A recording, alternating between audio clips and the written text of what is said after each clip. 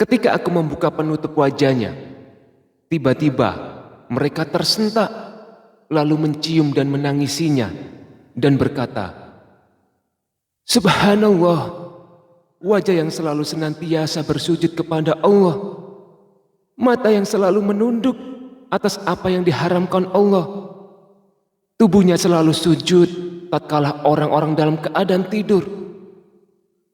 Assalamualaikum warahmatullahi wabarakatuh."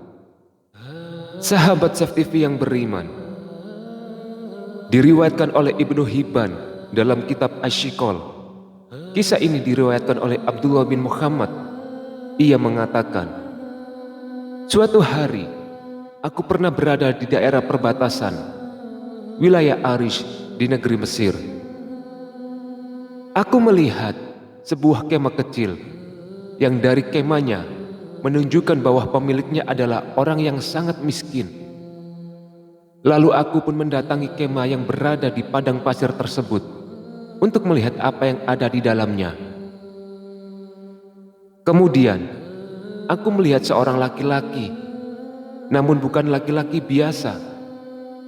Kondisi laki-laki itu sedang berbaring dengan tangan dan kakinya bengkak, telinganya sulit mendengar, matanya buta, dan tidak ada yang tersisa selain lisannya yang berbicara. Dari lisannya, orang itu mengucapkan, 'Ya Allah, berilah aku ilham untuk tetap mensyukuri nikmat-Mu yang telah Engkau anugerahkan kepadaku, dan Engkau telah memuliakan aku dari ciptaan-Mu dari yang lain.' Kemudian aku pun menemuinya dan berkata kepada orang itu, 'Wahai saudaraku, nikmat Allah mana yang engkau syukuri?' Kemudian laki-laki pemilik kemah itu menjawabnya, 'Wahai saudaraku, diamlah. Demi Allah, seandainya Allah mendatangkan lautan, niscaya lautan tersebut akan menenggelamkanku, atau gunung api yang pasti aku akan terbakar, atau dijatuhkan langit kepadaku yang pasti akan meremukkanku. Aku tidak akan mengatakan apapun kecuali rasa syukur.' Aku kembali bertanya, 'Bersyukur atas apa?' Laki-laki pemilik kemah itu menjawabnya lagi, 'Tidakkah engkau melihat Dia telah menganugerahkan aku lisan yang senantiasa berzikir dan bersyukur. Di samping itu, aku juga memiliki anak yang waktu sholat ia selalu menuntunku ke masjid, dan ia pula yang menyuapiku. Namun sejak 3 hari ini dia tidak pulang kemari. Bisakah engkau tolong carikan dia?' Aku pun menyanggupinya dan pergi untuk mencari anaknya. Setelah beberapa waktu, aku mendapati jenazah yang sedang dikelilingi oleh singa. Ternyata anaknya laki-laki itu sudah dimakan oleh singa. Aku pun bingung bagaimana caraku untuk mengatakan kepada laki-laki pemilik itu. Aku pun kembali dan berkata kepadanya, 'Wahai saudaraku, sudahkah engkau mendengar kisah tentang Nabi Ayub?' Laki-laki itu menjawab, 'Ya, aku tahu kisahnya.' Kemudian aku bertanya lagi, 'Sesungguhnya Allah telah memberinya cobaan dalam urusan hartanya. Bagaimana keadaannya dalam menghadapi musibah itu?' Ia menjawab, 'Ia menghadapinya dengan sabar.' Aku kembali bertanya, 'Wahai saudaraku, Allah telah menguji Ayub dengan kefakiran. Bagaimana keadaannya?' Ia menjawab, 'Ia bersabar.' Aku kembali bertanya, 'Ia pun diuji dengan tewasnya semua anak-anaknya. Bagaimana keadaannya?' Ia menjawab, 'Ia tetap bersabar.' Dan aku kembali bertanya, 'Ia juga diuji dengan penyakit di badannya. bagaimana keadaannya?" Kemudian ia menjawab dan balik bertanya, "Ia tetap sabar.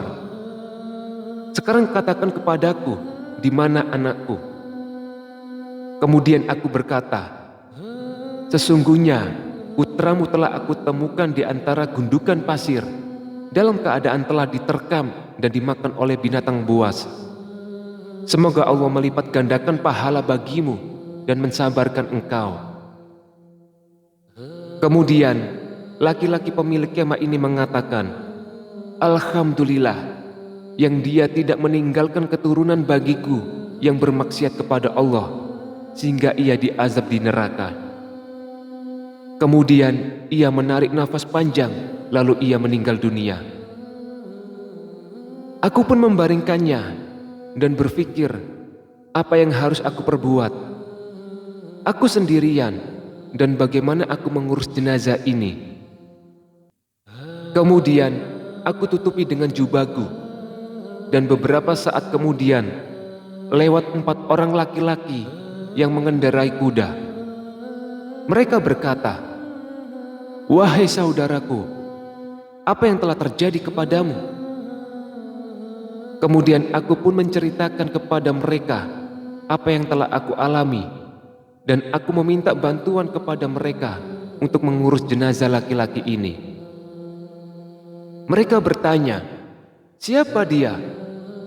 Lalu aku menjawab, "Aku juga tidak mengenalnya. Dia dalam keadaan sakit dan memprihatinkan." Kemudian keempat laki-laki ini meminta untuk membuka penutup wajahnya, karena mungkin salah satu dari mereka mengenalnya. Ketika aku membuka penutup wajahnya, tiba-tiba mereka tersentak, lalu mencium dan menangisinya, dan berkata, "Subhanallah, wajah yang selalu senantiasa bersujud kepada Allah, mata yang selalu menunduk atas apa yang diharamkan Allah, tubuhnya selalu sujud tatkala orang-orang dalam keadaan tidur." Aku pun bertanya, "Kalian kenal dengan laki-laki ini?" Ia menjawab, "Kau tidak mengenalnya?" Aku menjawab bahwa aku tidak tahu siapa laki-laki ini. Kemudian mereka berkata, "Ini adalah Abu Kilabah, sahabat dari Ibnu Abbas. Laki-laki ini pernah diminta oleh khalifah untuk menjadi seorang hakim, namun ia menolak jabatan tersebut. Perlu diketahui bahwa jabatan hakim atau qadhi ini adalah suatu jabatan khusus di mana mereka akan mengatur hukum dan menentukan hukum di antara manusia. Ini merupakan jabatan yang sangat mulia pada saat itu, namun Abu Kilabah menolaknya dan pergi ke wilayah Mesir hingga wafat dalam keadaan seperti ini." Kemudian Abdullah bin Muhammad bersama keempat laki-laki tadi pun memandikan, mengkafani, dan mensolatkannya. Sebelum akhir dimakamkan, dikatakan dalam kisah lain bahwa Abu Kilabah ini adalah sahabat Rasulullah terakhir pada masa itu, sehingga khalifah ingin menjadikannya seorang hakim. Wallahu a'lam. Semoga dari kisah ini kita dapat mengambil pelajaran untuk kita tetap bersyukur dan bersabar dalam kondisi apapun. Sesungguhnya jika kamu bersyukur, pasti kami akan menambah nikmat kepadamu, dan jika kamu mengingkari nikmatku, maka sesungguhnya azabku sangat pedih.